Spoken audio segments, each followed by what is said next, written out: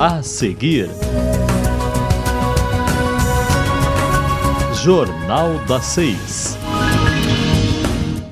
Boa noite, hoje é sexta-feira e está no ar o Jornal das 6.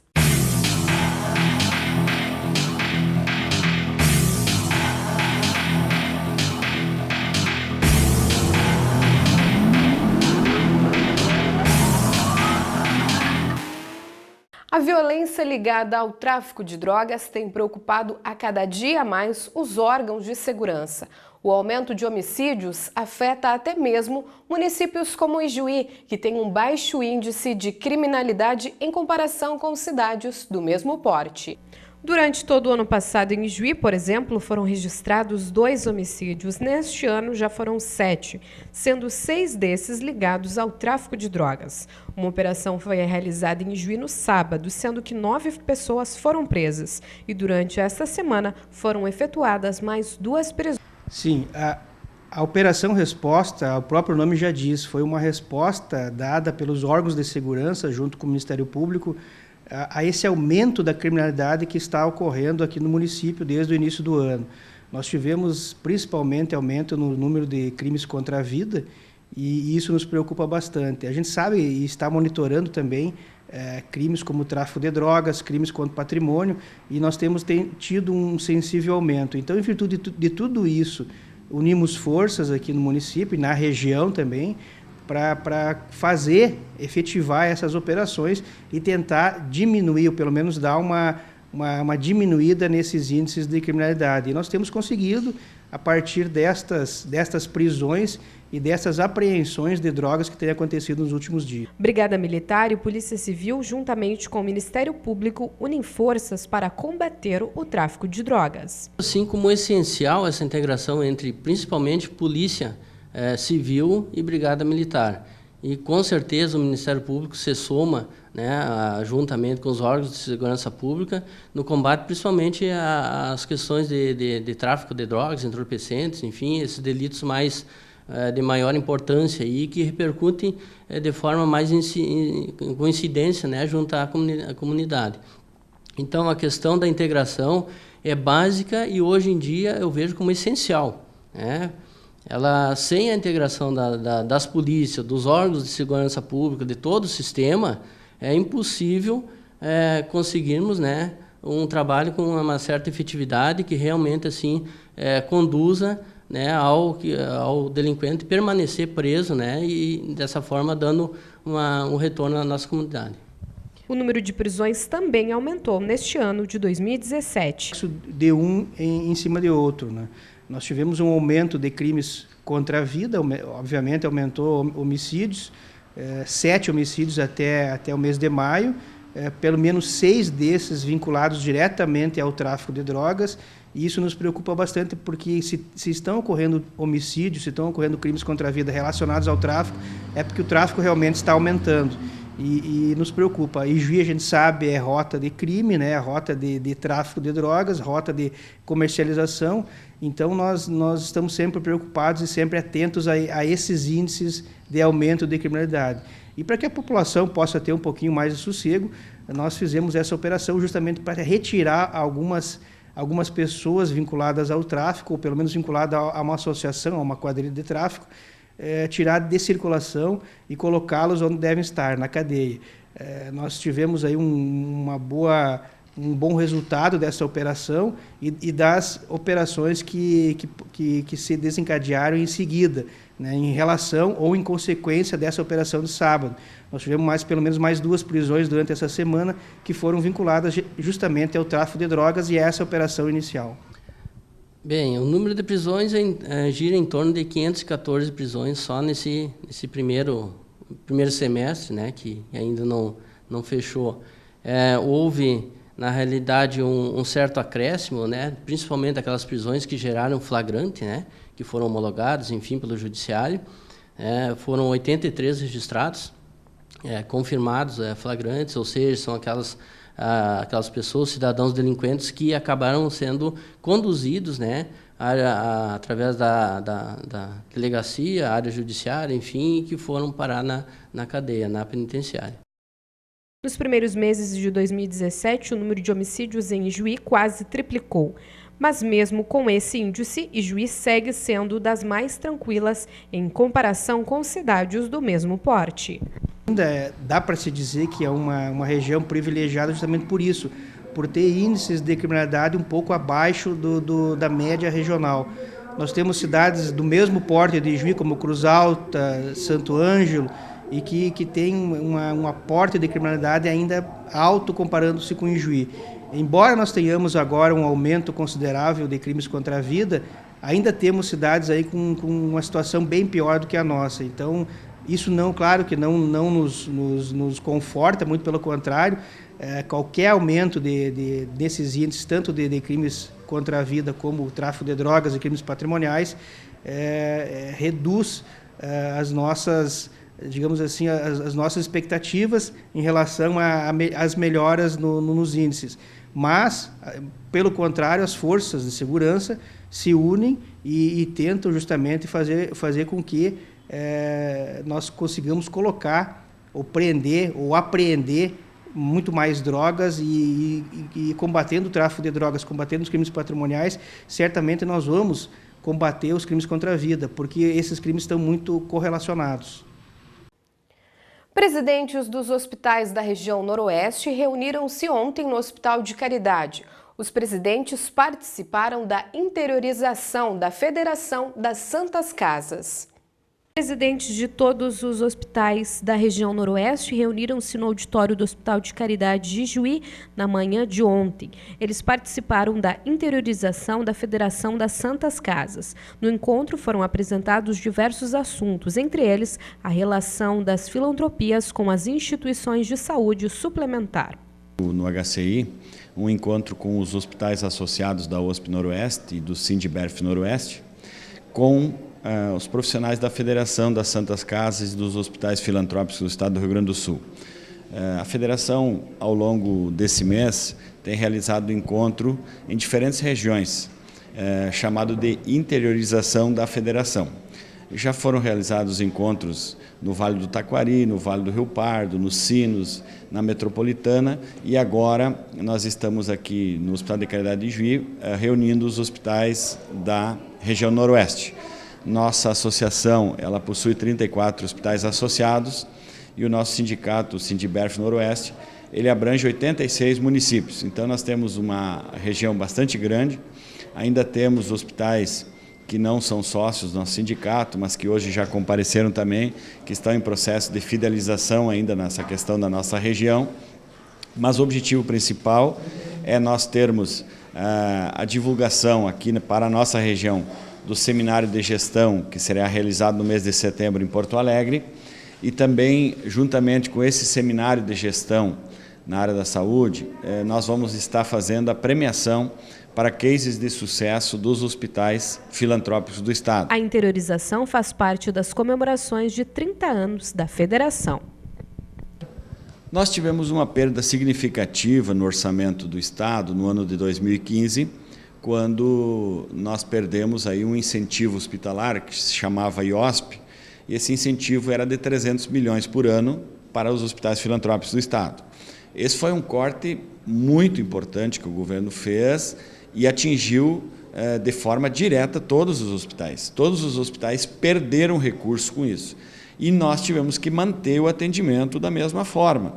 Então, veja bem, nós deixamos de ter uma receita e, ao mesmo tempo, nós tivemos, por outro lado, uma demanda maior de serviços, porque nós tivemos um aumento do nível de desemprego, nós tivemos a questão da perda de planos de saúde, as operadoras perderam muitas vidas e automaticamente essas operadoras, essas pessoas que não têm mais o seu convênio, elas migram para qual serviço? Elas migram para o Sistema Único de Saúde.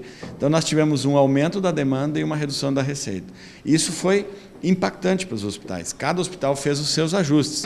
Os hospitais demitiram funcionários, ajustaram as suas estruturas, se reorganizaram, mas ainda pleiteavam e pleiteiam as possibilidades futuras de nós termos um novo incentivo. Nós não podemos abrir mão de ficar pleiteando com o governo novas condições. A defesa do presidente Michel Temer entra com recurso para evitar que ele preste depoimento à Polícia Federal. Convocado a prestar depoimento, o presidente reagiu. Recorreu ao Supremo Tribunal Federal para evitar o interrogatório. Em documento enviado ao ministro Edson Fachin, a defesa de Temer diz que a providência é inadequada e precipitada. Afinal, a perícia da gravação entre o presidente e o empresário Joesley Batista, da JBS, ainda não terminou. Os advogados pedem ainda que, se tiver que ser ouvido, o presidente deve falar ao próprio ministro e não à Polícia Federal, ou se manifestar por escrito. O presidente Temer é investigado por corrupção, organização criminosa e obstrução da justiça. E todas essas suspeitas têm como base o diálogo com o dono da JBS. A conversa foi gravada no Palácio do Jaburu há 2 meses e meio. O áudio e os 2 gravadores já estão com a Polícia Federal.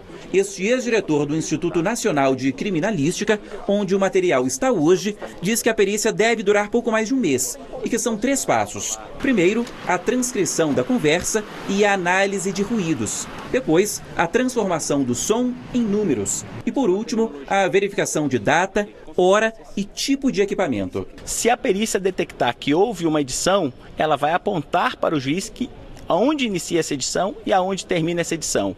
Se a perícia determinar que houve uma interrupção no áudio, ele vai apontar para o juiz onde está essa interrupção e, se possível, as causas dessa interrupção. Essa interrupção pode ser proveniente do equipamento gravador. O empresário Joesley Batista é mais um dos colaboradores da Lava Jato e a delação premiada é um dos principais mecanismos usados pela operação. O Procurador-Geral da República defende a prática e afirma que ela permite chegar a fatos que a investigação convencional não alcança. Já o advogado do presidente Temer criticou o que chamou de supervalorização da delação premiada. Precisamos entender que delação, sendo meio de prova, está sujeita a uma série de investigações e de perquisições e de verificações para saber da sua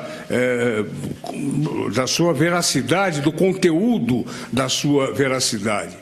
Ontem, o 4º assessor de Temer deixou o Planalto. Numa carta, Sandro Mabel agradeceu ao presidente e afirmou que deixa o cargo por motivos familiares. Ex-deputado, ele é citado na delação da Odebrecht. Antes, saíram o ex-vice-governador do Distrito Federal, Tadeu Filipelli, preso ontem pela Polícia Federal, o deputado Rodrigo Rocha Loures, que foi flagrado recebendo dinheiro da JBS, e o advogado José Yunes, outro citado na delação da Odebrecht.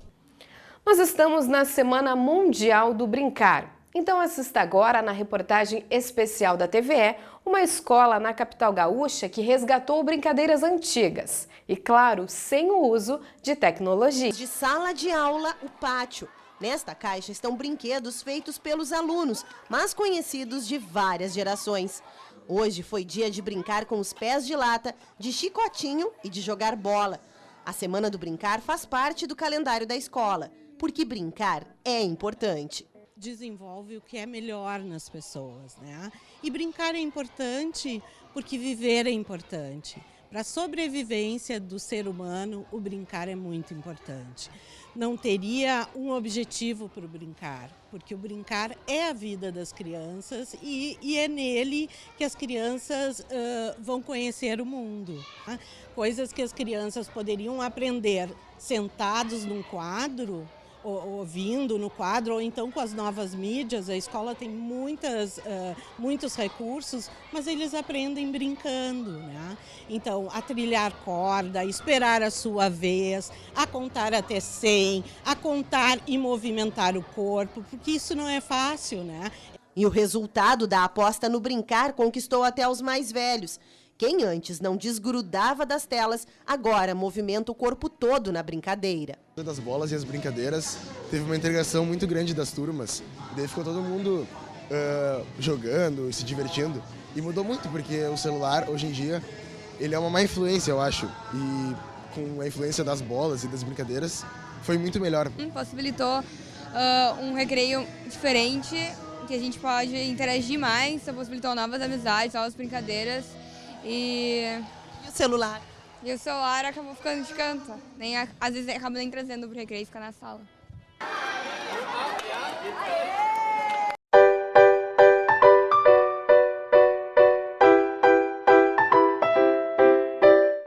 Andrei Cossetin não é mais o líder da bancada do PP. Informação oficial que aconteceu na quinta-feira. E é com ele que nós vamos conversar agora.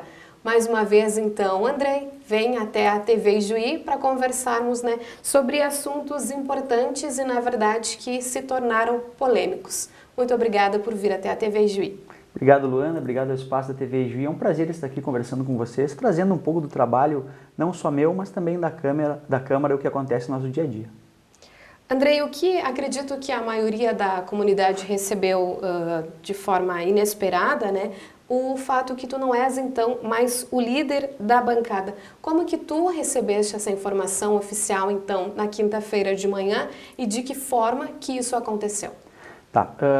O Partido Progressista estava nessa última semana, então, fazendo a sua eleição do presidente. Para os telespectadores saberem como funciona, é eleito primeiro um diretório, que aconteceu essa eleição no sábado, onde 2 chapas concorreram, e esses 2 diretórios, as 2 chapas, formam um único diretório em proporcionalidade dos votos. Uma chapa teve 52% e a outra chapa teve 48%. Isso em números de pessoas, o diretório é composto por 44 pessoas mais o líder de bancada. E nessa proporcionalidade foram 23 pessoas da chapa 1 e 21 pessoas da chapa 2.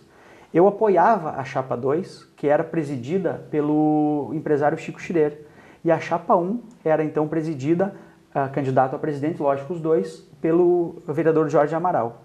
O líder de bancada ele tem um voto Minerva, ele está ali porque a Constituição interna dos partidos diz isso. Independente da chapa eleita, o líder de bancada está e tem um voto Minerva, tem um voto extra. Então, desses 23 votos para uma chapa e 21 votos para outra, seria 23 votos, logicamente, para a chapa do vereador Jorge Amaral, que ele teve a maioria, e 21 votos para a chapa do vereador do empresário Chico. E o meu voto seria o 22º voto, então, para a chapa do Chico Schirer, que era a chapa que é oposta ao que está acontecendo hoje no governo municipal. Nós temos a chapa do vereador Jorge ali com o vice-prefeito, com os secretários, com os CCs, inclusive com o vereador Jagmin junto, e eu então estava compondo a chapa número 2, que era a chapa de quem foi contra o modo que foi feita a coligação e a favor, sim, desses filiados que estavam nessa outra chapa, a se inserir no processo e a poder conversar e dialogar com o governo, inclusive trazendo sugestões, trazendo demandas, cobranças também, que é muito importante para quem está no governo.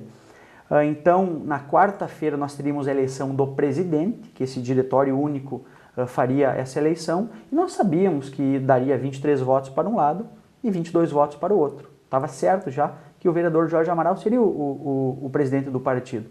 E o que me trouxe estranheza é que quando cheguei lá, fiquei sabendo que eu não era mais o líder de bancada, numa atitude totalmente antidemocrática.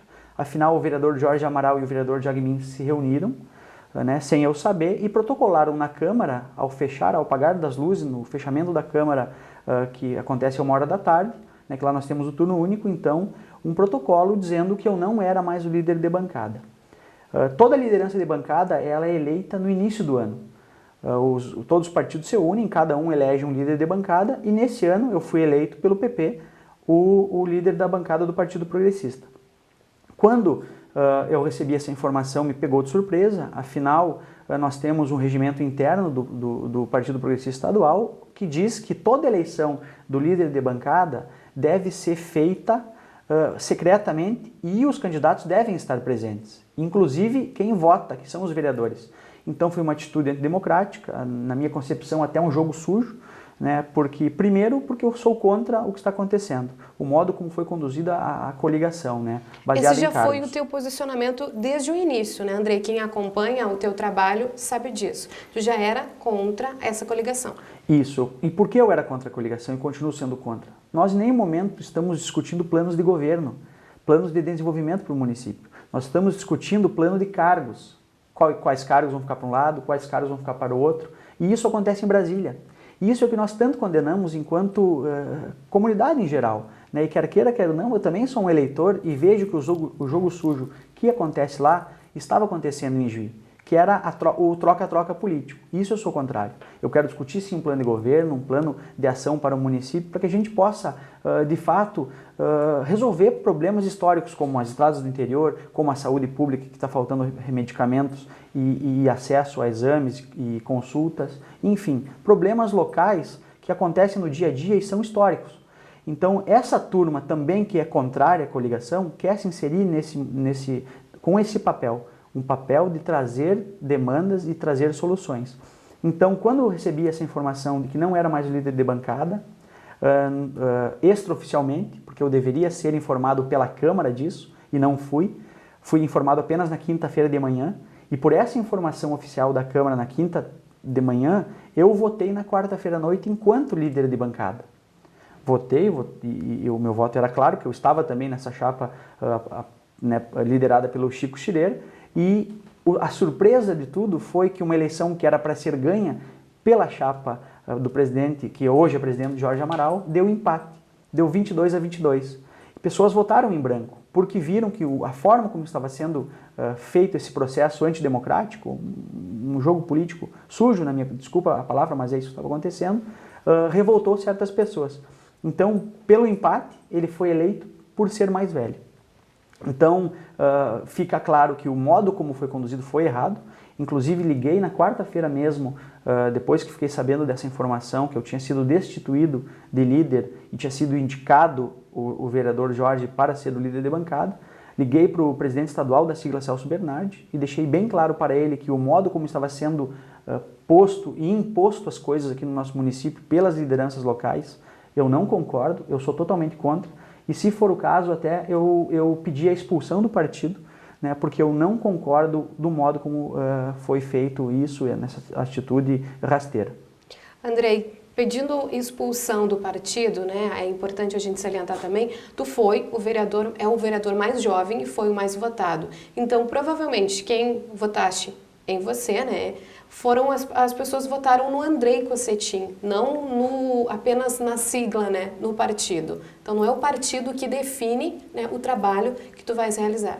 Isso é muito importante a comunidade ficar sabendo, porque quando um vereador pede para sair, ou qualquer político pede para sair do partido, ele perde a sua cadeira. A sua cadeira é do partido conforme diz a lei eleitoral. E quando ele é expulso de uma sigla, esse candidato, esse político, ele leva a sua cadeira, ele mantém o seu mandato. Então, se eu pedir para sair do Partido Progressista, eu deixo de ser vereador e a minha cadeira fica com o partido. Isso, na minha concepção, não é justo, porque hoje em dia as pessoas não estão votando mais nas siglas, estão votando em pessoas que são elas que vão representar esses eleitores. Então, por isso, eu entrei em contato com o presidente, pedi, então, a expulsão, porque do modo como estava sendo as lideranças locais conduzindo o partido aqui, isso não me representa. Eu fiquei profundamente magoado da forma como foi conduzida. Eu sou um que defende a democracia sempre defenderei a democracia, e do modo antidemocrático como foi feito isso, eu não posso participar. Então o presidente estadual Celso pediu para que eu tenha calma nesse momento, para que a gente possa conversar aqui no Partido Progressista Local e tentar ver essas desavenças, só que se for assim na imposição, se for no jogo sujo, se for no processo antidemocrático, se for na traição de amigos, que afinal ali as pessoas de um partido são amigas, discutem ideias, não discutem caráter, aí eu estou fora e não faço parte desse consenso, desse conchavo. Com a tua expulsão no PP, acredito que fica um questionamento. Qual seria? Tu terias outro partido em vista? Não, eu não gostaria de ser do Partido Progressista. Historicamente eu estou no partido, a minha família sempre apoiou eu estar no partido, eu não gostaria de sair, e eu brinco até com as pessoas, é difícil ter um progressista maior do que eu, com mais amor pelo partido do que eu. Sempre tentei manter o Partido Progressista como protagonista, tanto nas eleições, buscando candidatos a vereador enquanto eu era o presidente, me dispondo a concorrer a prefeito na última eleição contra uma estrutura muito grande que nós sabemos que o PDT tem em Juí. Até algumas pessoas diziam, mas Andrei, tu vai pôr a tua cadeira na Câmara em risco, porque tu, teoricamente, foi um dos vereadores que mais trabalhou, né, e isso fica provado enquanto nós podemos ver na Câmara mesmo os dados, o gabinete que mais protocolou projetos, anteprojetos, indicações, buscando e trazendo ideias para o município, né? Foi o nosso gabinete. Então nós tínhamos uma eleição praticamente bem encaminhada. E as pessoas diziam, mas vai chegar ao ponto de botar tudo isso fora para concorrer a prefeito com uma máquina muito grande que é a do PDT? E eu dizia, não tem problema.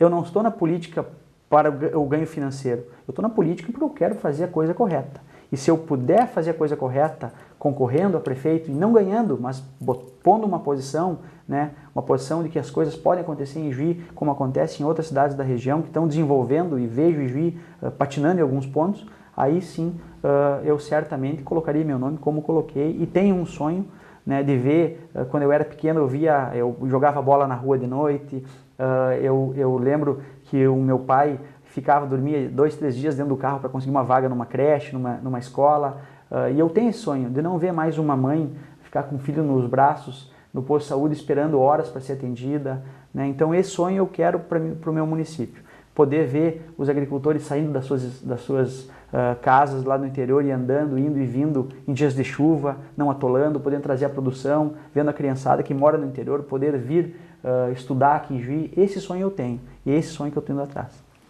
Andrei, com tudo que está acontecendo, né, não apenas essa semana, mas que vem acontecendo no Brasil, né, principalmente o foco hoje é Brasília, isso decepciona muitas pessoas e há muito tempo já se fala que o jovem não acredita na política. Tu é um jovem que estás, né, na política, és vereador. Os bastidores da política, como são e te decepcionam muito? Sim, porque nós estamos falando de democracia. Quando eu vou num grupo de jovens e digo, olha, vocês têm que se inserir na política, eles exatamente não querem ver isso. Esse jogo sujo do que acontece nos bastidores, esse troca-troca, esse toma lá da cá, esse me apoia que eu te apoio aqui, isso não pode acontecer, né? E é esse o grande problema do que está acontecendo agora e dá um descrédito na classe política. Hoje eu estou político, né? Porque posso, na próxima eleição, concorrer e não me eleger. Isso é normal. Aí eu deixarei de ser político. Mas nós fazemos política no nosso dia a dia. Então, quando nós vemos essas rasteiras internas na política, é isso que decepciona. E aí que começa, na base, que eu sempre costumo dizer, que o problema não está em Brasília. O problema acontece aqui, local. E aí sim, esses problemas eles vão aumentando de proporção. Afinal, aqui num gesto assim de destituir um líder de bancada eleito legitimamente. Aí pode ser que lá em cima aconteça de destituir um presidente eleito legitimamente, né? Então, as pessoas estão muito focadas em Brasília e acabam esquecendo o que acontece no município. Isso, e aqui que tudo acontece. O recurso de Brasília, ele sai daqui, ele vai para Brasília, porque sai dos impostos de quem paga os impostos nas cidades. As pessoas moram nas cidades. Então ele vai até Brasília, passa por lá e volta o recurso para cá. Então ele sai daqui, vai para lá e volta a ser gasto aqui. Então o problema está não só na política local, mas de como esses recursos eles são ocupados pelos políticos, pelos gestores. E aí que está um ponto que eu gostaria de citar, que hoje em dia o político ele tem que deixar de ser político, ele tem que ser gestor. Afinal, o município é uma grande empresa que tem funcionários, que tem gastos e tem que ser bem gerida. Só para finalizar, André, essa questão de recursos, sempre quando a comunidade vem reivindicar alguma situação, por exemplo, as estradas, a questão da saúde, que preocupa muito as pessoas, também educação, segurança pública e todas essas questões que estão preocupando muito a população hoje, e Juí não é diferente. Muitos falam que não há recursos, então eu te pergunto, não há realmente recursos ou é uma falta de gestão? Falta de planejamento. Se eu pudesse responder com uma frase, seria falta de planejamento, mas vou explicar. Quando nós temos uma contratação dos CCs, que está em alta, eu não sou contra a CC, eu sou contra o excesso de CC e a falta de qualificação desses CCs, porque nós poderíamos tirar os CCs, botar algum servidor público que é concursado, que está a 20, 30, vai se aposentar enquanto servidor público do município, nessa mesma pasta, né, nesse mesmo cargo, e economizaria esse recurso. E outra coisa que fica muito claro é que quando nós temos 30% do nosso orçamento em saúde pública, né, que é especificamente do orçamento da saúde, 30% é em torno do que é gasto hoje em dia no município. E esse recurso, os postos não são interligados. Dou um pequeno exemplo. Aí a pessoa vai num posto, quando chega no outro, aquele posto não sabe que essa pessoa, esse paciente foi atendido no outro. Então é uma consulta dupla que é perdida, e isso acontece. É um pequeno exemplo de como recursos públicos são desviados de forma legal, não estou falando de ilegalidade, estou falando que falta gestão. Então tem recurso sim, só que precisa ser bem gerido. Muito obrigada pela sua atenção, André.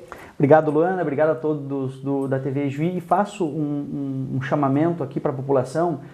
Toda segunda-feira, às 18 horas da noite, nós temos lá na Câmara as nossas sessões. Nós, vereadores, fiscalizamos o poder público, mas quem fiscaliza o nosso trabalho é o eleitor. Então é muito importante a população estar lá, vendo o que acontece, afinal os recursos que chegam no município e que saem do município são definidos na Câmara de Vereadores. Muito obrigado. Ficou então o convite do vereador Andrei Cossetin para que a comunidade participe e realmente fiscalize o trabalho dos vereadores. Essa foi a entrevista então com o vereador Andrei Cossetin.